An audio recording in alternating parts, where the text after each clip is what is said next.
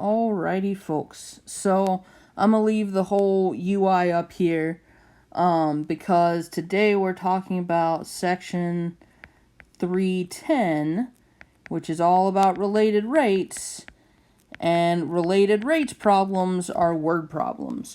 So rather than making me write an entire paragraph of a word problem while we sit here in awkward silence and you have to deal with my horrible chicken scratch, I just have a bunch of problems already inputted in here. I'll just need to go and grab them down from the bottom of the canvas when we're done with one.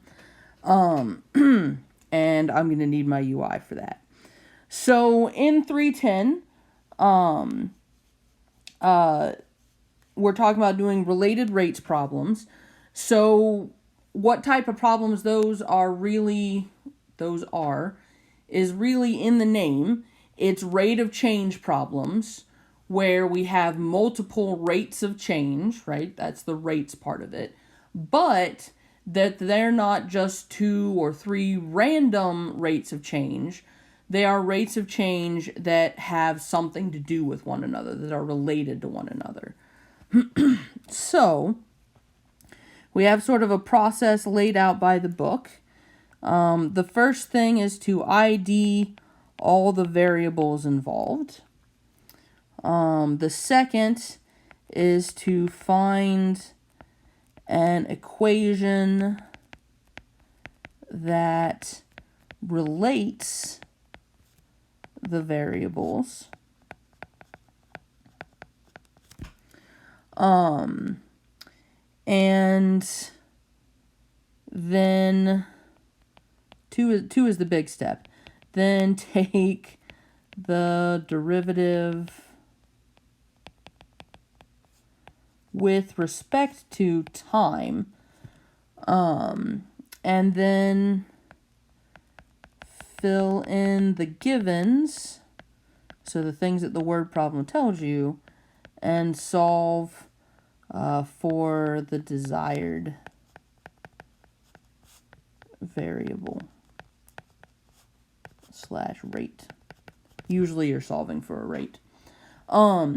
So this can often be the tricky part, the finding the equation. For a lot of our problems, it's either going to be a trigonometric thing, or it's going to be a geometric formula for area or volume. So one of the things to think about when you're doing these problems, sometimes it'll just hand them to you, but you are allowed to look up volume formulas, right? If as we'll see later, the volume of a cone is going to come in handy. And looking up what the formula for a volume of a cone is perfectly fine. You've got the internet immediately at hand, and that's way better than memorizing a whole bunch of formulas for volume and area, at least up until the point where you need it a lot. And by the time you need it a lot, you'll probably memorize it just over the course of using it. But that's as simple as these things go, and it's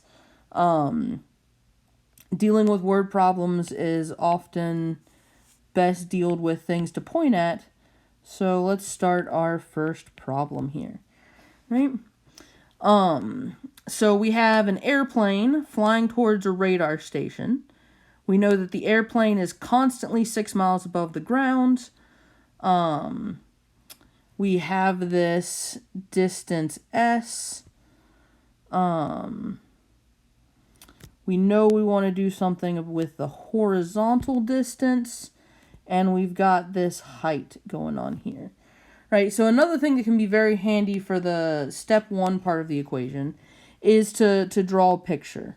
Right, so we have ourselves an airplane, and it's going towards, it's flying above the ground, and we know that this is always 6 kilometers. We also have a radar station. I don't know, maybe that's what a radar station looks like. And so it gave a name to this variable, so we should probably keep that one. And it told us that the distance between the plane and the radar station, it called that S, right? So it says the distance S between the airplane and the radar station is S. And furthermore, we know that the rate of change of S is negative 400 kilometers per hour, right? So decreasing is where I get the negative from, and then rate is how I know it's the derivative, and then 400 is just that guy. Oh, and this is some notation. We don't know that forever, but we know it when S is 10 kilometers. Right, so this bar here with that statement below it means that the derivative's not like that everywhere, but it is like that specifically when S is equal to 10. Right, so that's just a way to put in some more information. Now, we're still not done IDing the variables, because the question is asking what the horizontal speed of the plane is, right? Oftentimes we like to put X on the thing we're asking a question about, right? So what the question's really asking about is what is the absolute value of dx dt, right? Because speed is the absolute value of a rate of change, right? And since it specifies horizontal, that's what lets me know that this is X, right? You could have also drawn it like this and known that that was X and this is 6, but I didn't. So it's the exact same triangle though, just flipped upside down. All right. So this variable, the distance, the horizontal distance between the plane and the radar station, is what we're going to call X, and we know the derivative of, or we want to know what the derivative of X is, right?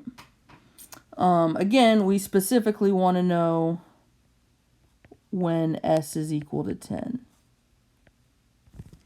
right? Because that's what we have information about. So we need to have some relationship between S and X for what is a right triangle, right? So we need to have some way to relate those two guys, right? The lengths of two different sides of a triangle.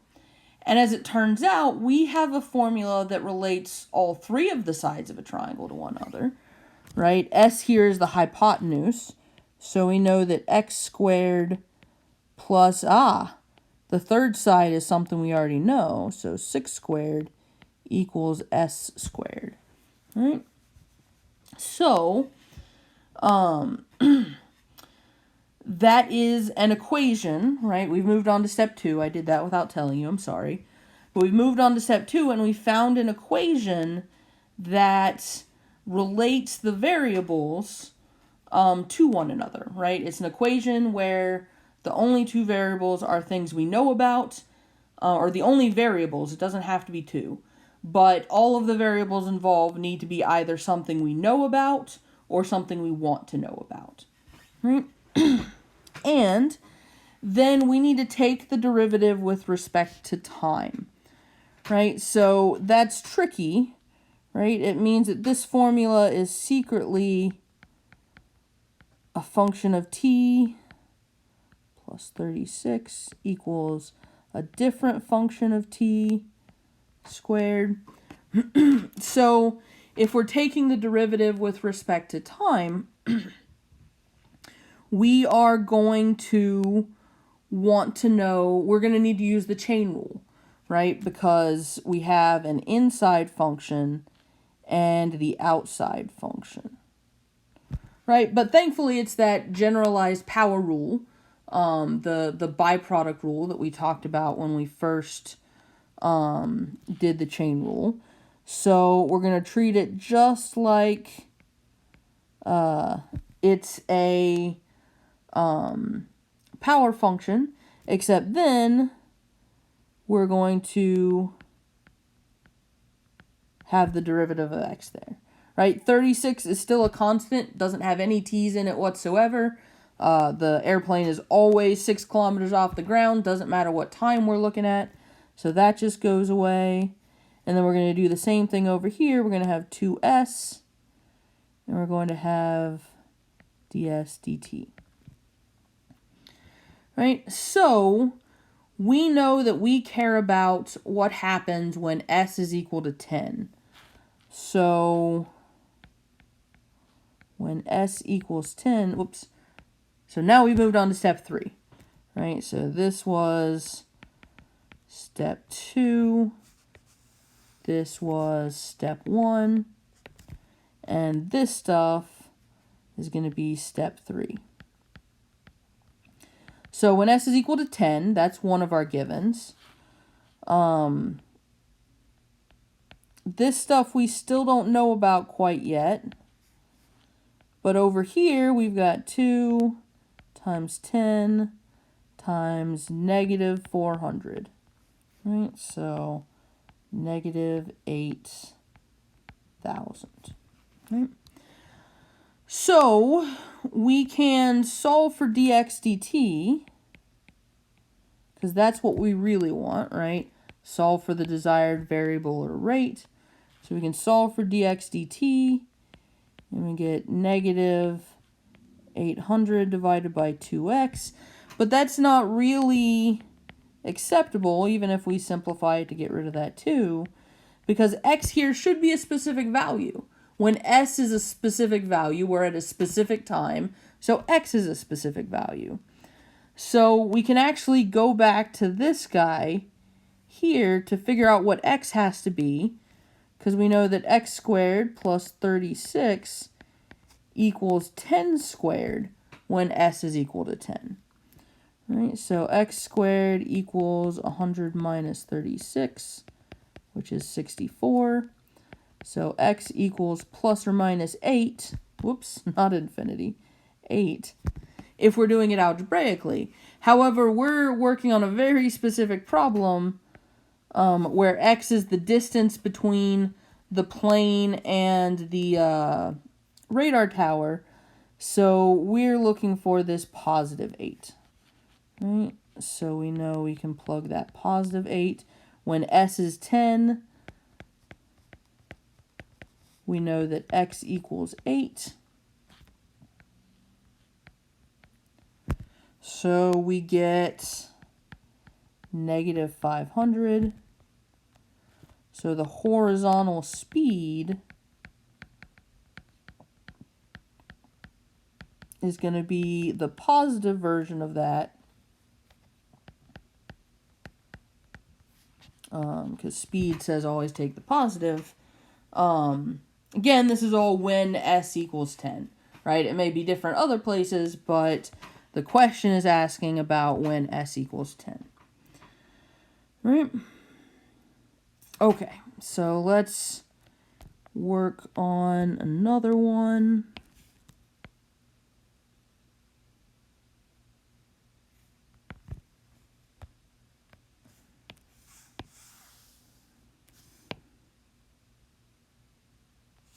All the way up here. Zoom in so we can see. Make it bigger so we can see.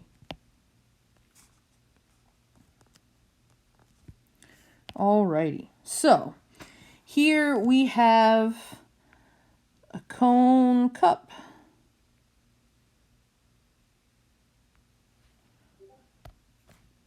Cone cup. And we know that it's 4 centimeters across and its total height is 6. Right? And we're asking questions about what's happening when the height equals 3.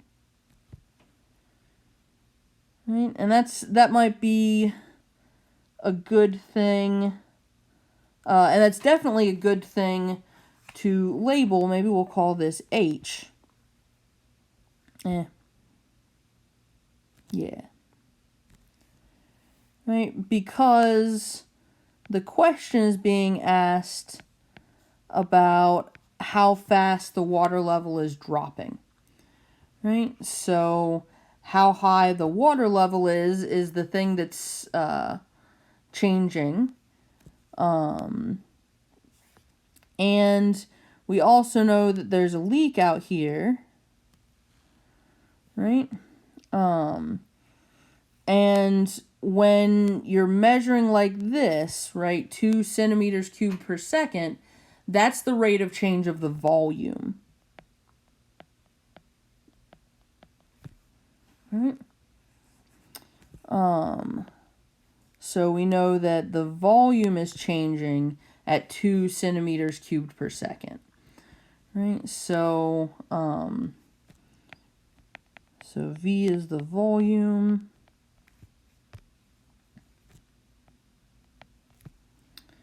Another thing that might be good, well, sometimes, right, we have this idea of steps 1, 2, 3, 4, 5, where we ID the variables and then find an equation that relates them. This is a situation where we're actually going to ID a variable based on the equation that relates them, right? Because we have our formula for volume is pi r squared h over 3, right? So we know the rate of change of the volume. We need to, and we want to find the rate of change of h, so we need to come up with something that has to do with r, right? Now, at the height of the cup, r is 2. Right, so if the cup was completely full, r would be equal to 2. But what we really want, maybe I shouldn't have had these cutesy waves of water in our water cup because there's no tidal influence on the water in our water cup. Maybe I should do it like this so that I could say we'd really like to talk about r as a function, right? Because r is going to be changing with time just like the rest of them. Right, and probably like we did for figuring out a specific value of x here, we're going to need to do that for v and r in this problem. And that's a common sort of thing. You usually have to solve for something. So, but let's go ahead and take this derivative and go from there, right? So this is secretly v of t equals pi r of t squared times h of t over 3. And I can see I'm going to need to use the product rule and the generalized power rule here, right? So the left-hand side's pretty easy to do. We get dv dt. We can pull a pi over 3 out because the constant multiple rule says we can do that. And then we want the derivative of one of them times the other, plus the derivative of the other of them times the 1. Right? So the derivative of h of t times r squared of t plus the derivative of r squared of t times h of t. Right? So that's our product rule. So we know dv dt. We know h, right? We're looking at h equals 3 as our specific value. But we've got a little bit of a problem, right? Just hitting at it like this. which is that we don't know r or r prime, right? And so that's going to cause a problem.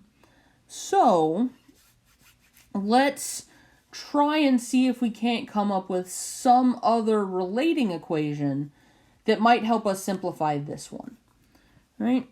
So specifically, it would be nice if we could either relate V and R or H and R. Now, the only formula for volume is this one. So there's not going to be another formula that doesn't have H in it. I guess there possibly could be, but we don't want to just restate this formula. We want a way to sort of simplify it, right? But what we do have, if we were to flatten this cone into a triangle,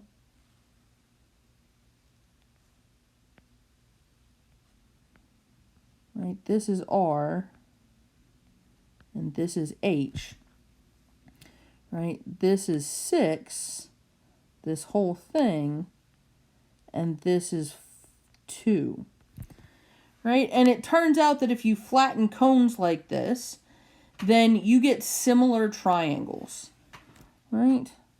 So 6/2 is going to be the same ratio as H/R, right? So in other words, H/3 equals R, right? So maybe we want to go back up to here and say, okay, that is a formula for volume, but it's one that's not very useful because we don't know a whole lot about R. So instead, let's say that this is pi H/3 squared times H/3, and get pi H³/27. Right? So that lets us,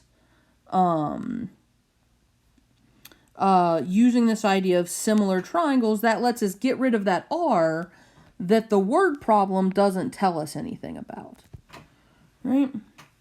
And it's nice to be able to get rid of it before we take the derivative, right? Here, we sort of made up for not knowing about X after the fact, because that was that was the only thing we were missing. Here, if we can't get rid of it before the derivative, we wind up with two things that we're missing. So let's take that derivative again. We get pi/27 times 3 H² H dH dt. You can use the H prime notation. I'm just trying to be a little bit consistent as we go through these problems. Whichever type of notation you want to use for your derivatives is fine. Right? It is kind of nice to show what we're taking the derivative with respect to, since there are so many variables floating around. But especially when you're doing your scratch work, you don't necessarily need to.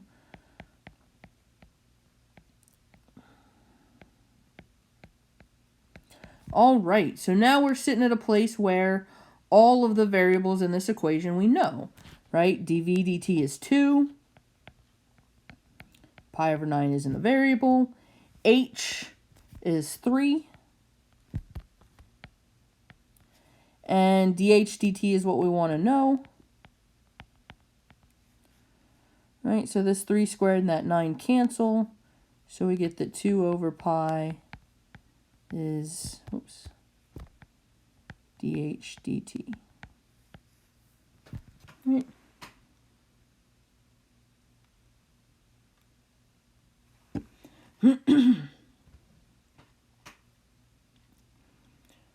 Right.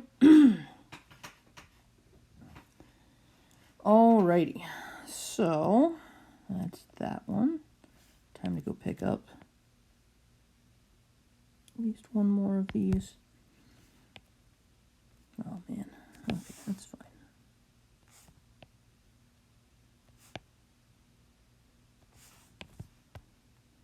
Okay. So we've got a person who's a certain height, walking towards a lamppost on level ground. So we've got ourselves a person who's 2 meters tall. I'm going to put it on this side because I kind of know where things are going. He's walking on level ground towards a lamppost.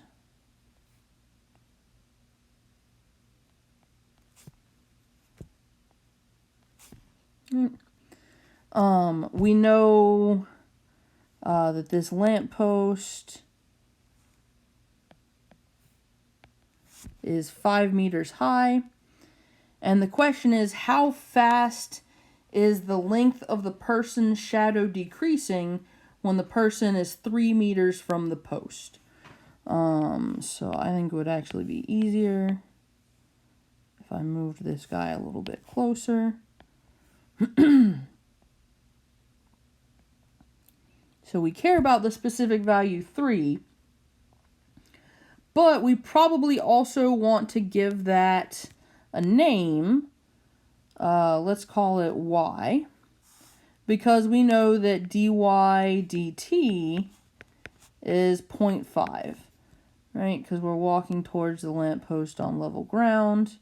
The rate thing tells me it's a derivative, and we're walking towards that thing, so that's talking about the rate of change of the distance between the person and the lamppost. So the key bit of information that you need for this type of problem is that you can find the length of your shadow by drawing a straight line. I know what it looks like. It's definitely a straight line. From the top of the lamppost to somebody's head, right? So this right here is going to be the length of the shadow, so let's call that x, right? And we want to know how fast is that changing at a specific time, right? So that's what we're asking about, and that's what we have. Right? So, especially given the problem we just did, maybe we can sort of see what's going on here, but this is another case of similar triangles, right? So, we have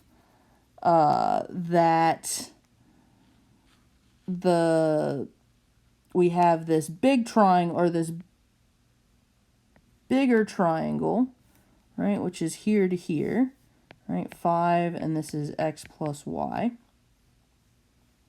And then we have this smaller triangle, which is x and 2, right? So we need 5, actually let's do it the other way around. X plus y divided by 5 equals x divided by 2, right? So according to our similar triangles there. Right? And this is a relationship between this is a relationship between two variables, one of which we know some stuff about, and the other of which we don't. Right? So this is our relationship. So we know this is secretly x of t plus y of t all over 5. We know that this is x of t over 2. So when we want to take the derivative of both sides, right, we get, this one is our simplest derivative yet.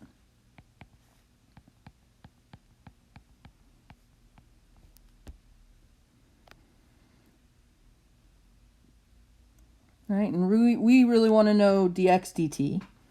I said I was going to be consistent, and then I immediately stopped the next problem. But it was just a little bit easier to write for this one. So we have, I'm going to go ahead and multiply by 10.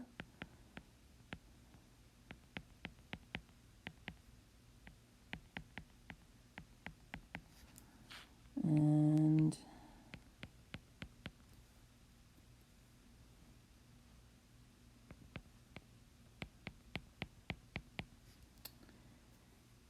oops. Yeah, no, that's what I wanted to do.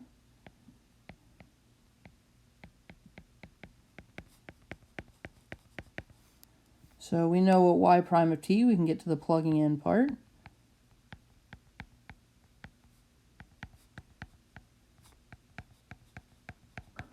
And we get that our rate of change is 1/3.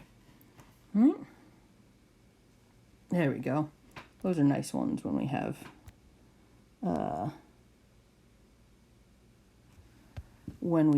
our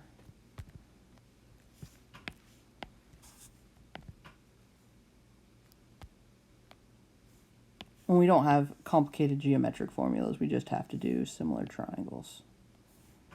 Alrighty, so let's see what we can fit into this one.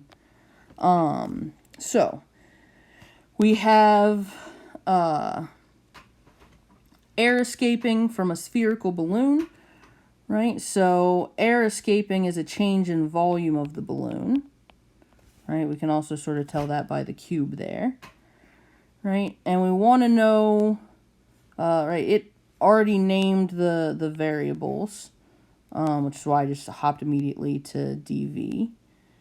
We want to know how fast is the surface area shrinking. S is the name it gave to surface area, so what we're asking is what is ds dt.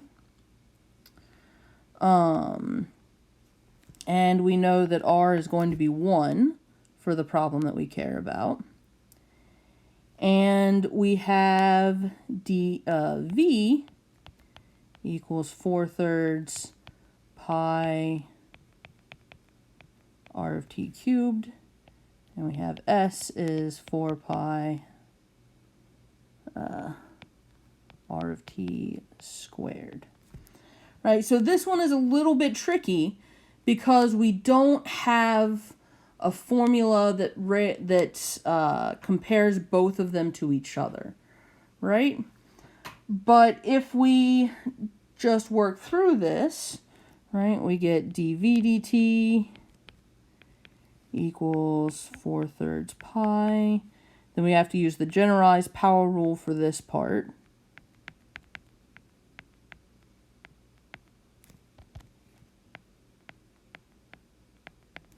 And over here we get ds dt equals 4 pi 2r dr dt when we use the generalized power rule. So it really seems a lot like in this problem up here where we wanted to know what r and r prime were, right? But we can't quite get away from it the way we could there. There's no similar triangles we can use. But if we look at this formula, right, the only thing we don't know in that formula is dr dt. So that means that that formula lets us figure out what dr dt is, right? So this is 2. That 3 and that 3 cancel, so we get 4 pi. R is equal to 1, we've already figured out. And so we just have dr dt, and we find that dr dt equals 1/2 pi. Right? And so now over here, we can actually take that and plug it in. This one didn't have any v's in it, it just had that dr dt. But the one with v's in it let us figure it out. So ds dt equals 8 pi. R is still 1. And dr dt is 1/2 pi. So it turns out ds dt is 4. Nice and simple. So sometimes these related rate problems are not quite as straightforward as here's one equation that relates both of the variables we care about. Sometimes we have two equations, one of which relates things we know about to some extra variable, and the other of which relates the thing that we care about to that same variable.